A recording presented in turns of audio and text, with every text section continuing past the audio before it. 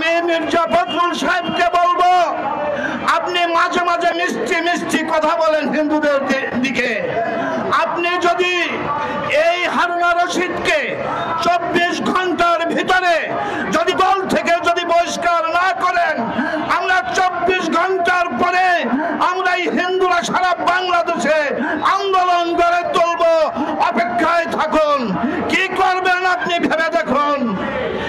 আমি আরেকটি কথা বলবো, আমি ভারপ্রাপ্ত চেয়ারম্যানের দৃষ্টি আকর্ষণ করে তারেক জিয়া সাহেবকে বলতে চাচ্ছি, আপনি লন্ডনে বসে দেখতেছেন আপনার দলের নেতা কর্মীরা তারা কি করতেছে।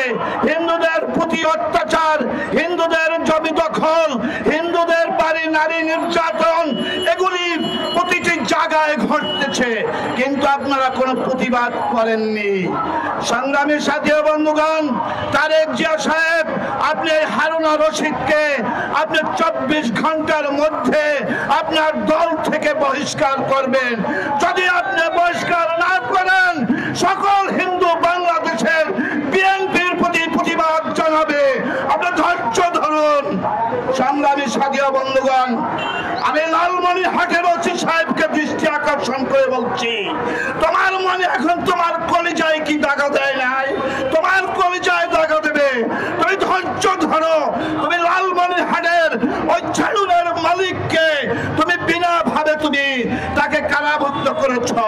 তুমি আজকে হিন্দুদের পূজা যদি শয়তানের ইবাদত হয়, তুমি ওই হারুনকে গ্রেফতার করো।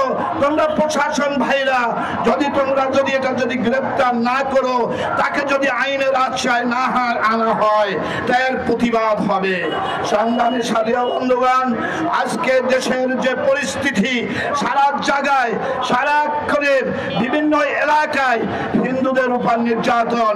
আমি গত পরশুদিন দেখেছি আমার একটা হিন্দু ভাই একটা বিএনপি নেতার কাছে টাকা পাবে, সেই টাকা চাইতে যাইয়া 4 খুন হয়েছে। সংগ্রামী সাথী ও বন্ধুগণ, আমি বিএনপি নেতৃবৃন্দকে বলবো, আপনারা হারুনা রশিদকে তাকে বহিষ্কার করে দ্রুত আইনের আওতায় আনা হোক, এই নিবেদন করে আমার বক্তব্য এখানে আমি শেষ করছি।